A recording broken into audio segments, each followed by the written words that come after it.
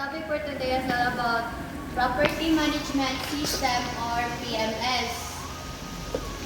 A modern property management system is a software application that supports the operations of hospitality accommodations and commercial or residential rental properties.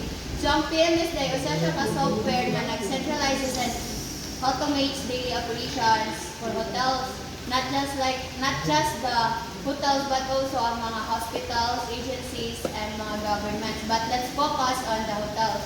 Then ang PMS kay mo ni siya nagkataba sa operations sa kanang magkuha sa check-in and check-out, room assignments, billing, kanang sa housekeeping, and then kanang sa mga reports sa usa ka company. And then karon ang PMS kay importante jud kayo siya kay more on technologies na mabata karon. So dili nga jud pareha sa una nga inig mag kanang sa front desk inig magkuanta o reservation sa usa ka guest kay take note pa siya nato sa papel. Karon technology na jud ta. So importante kaayo nga mahibawan nato kung saan pag gamit ang PMS o kung saan purpose sa PMS. Is step by step on how to operate the PMS. So the first thing we need to do is to log in. Ibutang ang atunguhan is log in nato, ibutang nato ang Gmail or ang username as ang password na provide sa atong company. Then after login, proceed to the dashboard. So kanina ito, mga ni siya ay dashboard yung makita ka magpaan ka sa booking reservation. So kanina ito, kaning vertical, Slanting. vertical, mga siya ay katong sa room numbers. And then ang kaning horizontal is ang mga date. And then ang kaning yellow, mauni siya ang, yellow, I guess green. Ganing green, mauni siya ay mga naka-check-in na sa hotel. And then ang Dahil ka nang invisible, ikaw na po na. hindi siya yung mga naka-check-in na bitaw sa hotel, nag-stay na sila. And then, ang kaning light Mas ba tuloy ka na nakahit blue, laptop? siya yung kanang mga reservation Gusto na dyan kayo wala sa pa bitaw cellphone. nag-check-in sa kuan, sa guest. Padulungay pa sila mo kuan, mo stay sa hotel. And then, orange kay kanang nang i-check out ka sa hotel. It represents check kuan mga guests na nag-check out na. And then, basta kung padulungay pa ni sila mo, Ay, nag-booking pa na. check-in, nag-buy reservation pa ni siya. Pabooking ka ba? And then, Kanang pink.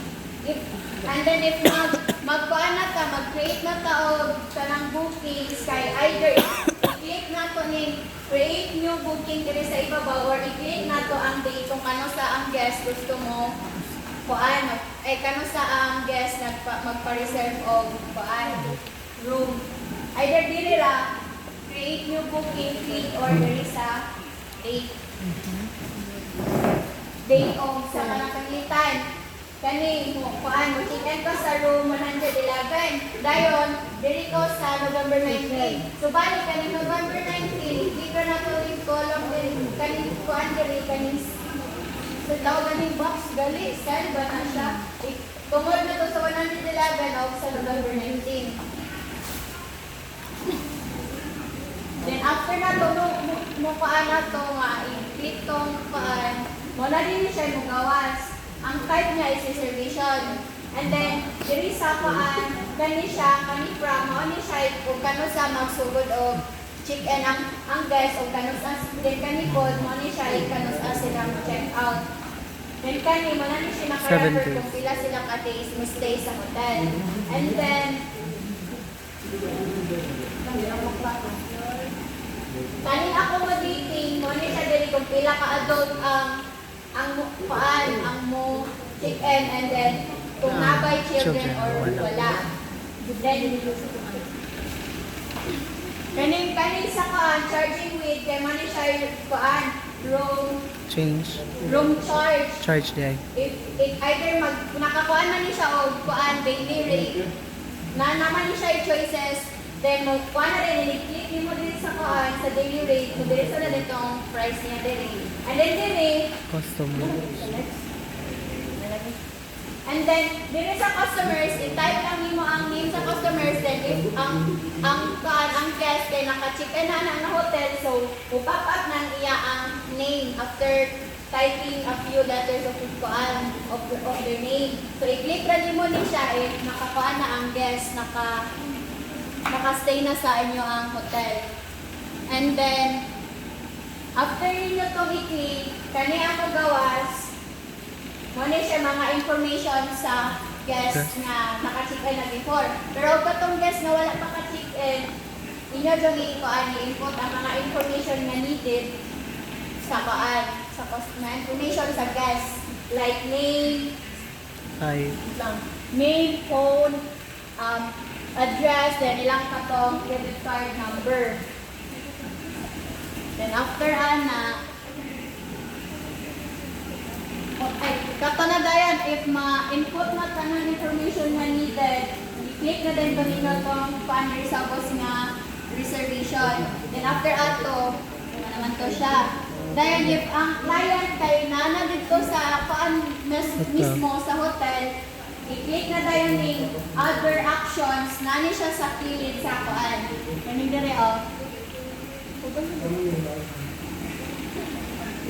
Basta nani siya diri, wala lang ako na pati ma-crop mo ko dyan. Nani siya diri sa kilid to, other actions. Then after clicking other actions, i-click ang print registration card para sa guest niyo. So mauni siya itong print registration card, kuan na mo, check-in na mismo ang guest na siya sa hotel. Mauni siya i-print. Then after if magbayad na ang guest, i-click red hapon ang other actions dayon kaning open invoice. After clicking open invoice, mapunta mo diri sa kuan. Dali siya. I-click ninyo ning add payment sa ibabaw, then after clicking add payment, mo na din siya makita. Ang payment date, ang amount o ang method sa siya nga kuan. Kuan ba siya cash, debit, Credit card. or checking. Then i-click rin ninyo kung unsa ang method nga ikuan sa guest. Then after add payment na dayon. Then mo na din to siya dayon. Also, dili lang po di ay Wala pa. Nagikuha pa ni Natan. dili lang po di about bookings, reservation ang PMS. But also naapod siya sa accounting, sa reporting of sa Sa papi. Na. Dagan tinang wala ko ito sa social. Tuwadaan ko ba? Gikawat mo. 300? Siya ang outing, rooms reports or room assignment, and then ang kaning sa last The Great report Flood. Na ako ko ano, bago sa na, report mas kung Wala ilan pa siya yung na-release sa ang Netflix mga- but 1 minute pa siya. Kanang report kung kila ang Korean man sales yun, sa mas kaya karon yung talaga. nga adlaw or months, ana. Mas ko siyang Mao to siya. nasaludan eh. If wala Nabot ang mo tubig sa masabot, apartment naka-play na building video nila. para mas makasabot din mo. Pero maura din siya akong i-explain. Hina? Ito lang i-play. Sige. Last na lang nalay. Makasabot Wala mo. kami na to. Dili na siya i-video live.